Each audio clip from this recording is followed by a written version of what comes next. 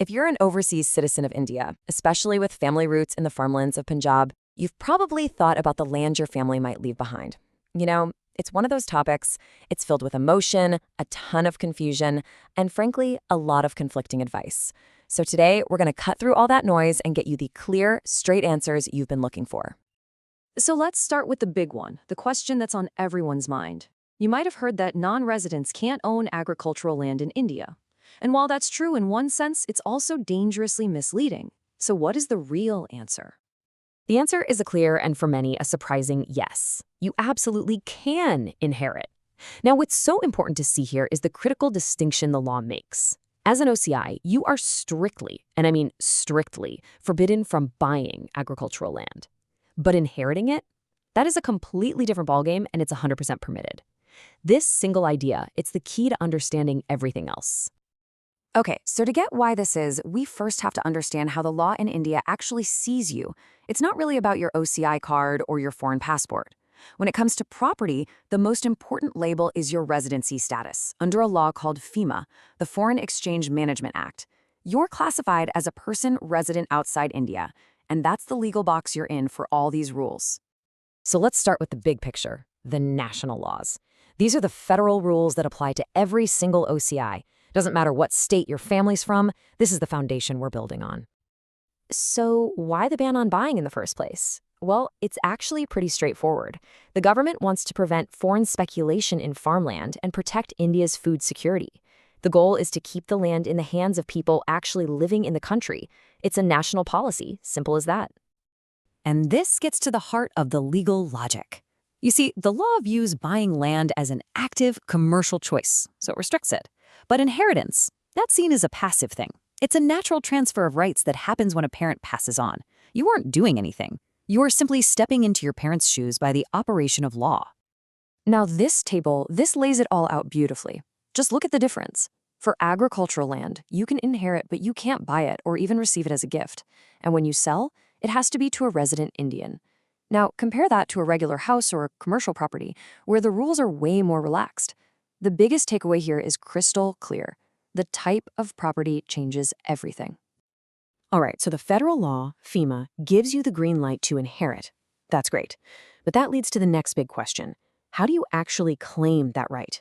Well, the answer depends completely on one thing. Did your parents leave a will? So there are basically two paths you can go down. If there is no will, that's called intestate succession. The law itself steps in and decides who gets what based on a strict list of heirs.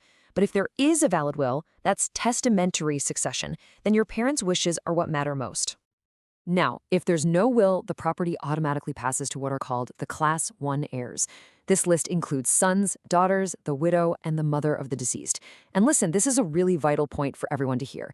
Thanks to a huge legal amendment back in 2005 to the Hindu Succession Act, which covers both Hindus and Sikhs, daughters now have the exact same inheritance rights as sons. Your foreign citizenship doesn't disqualify you. You are an equal heir, period.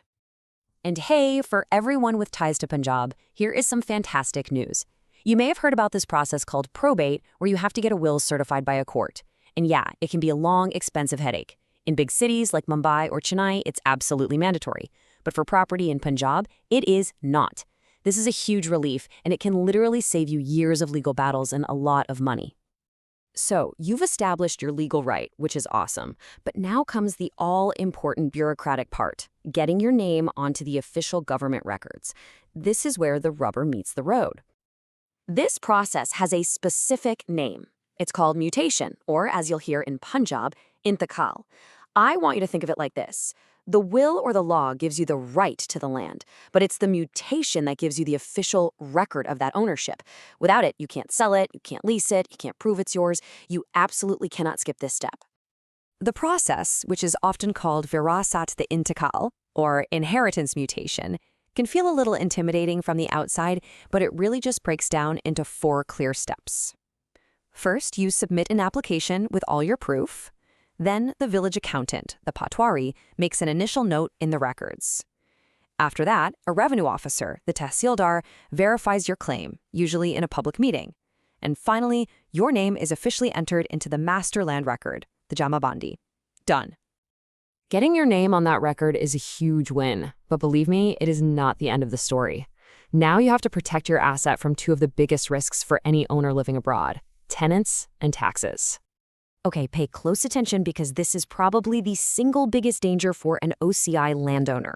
Punjab's tenancy laws are incredibly strong, and they're designed to protect the person who's actually tilling the soil.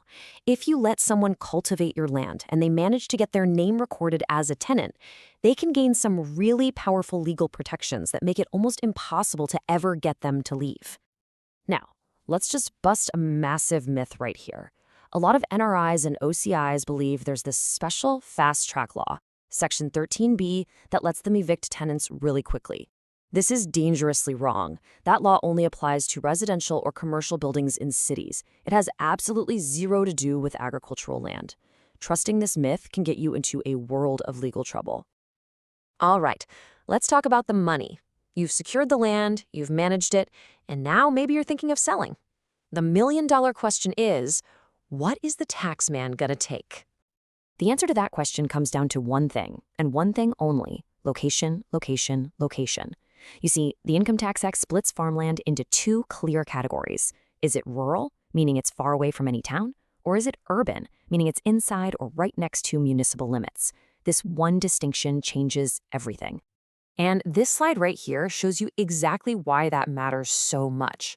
Under Indian tax law, rural agricultural land isn't even considered a capital asset. What does that mean for you? It means when you sell it, the capital gains tax is zero, zilch.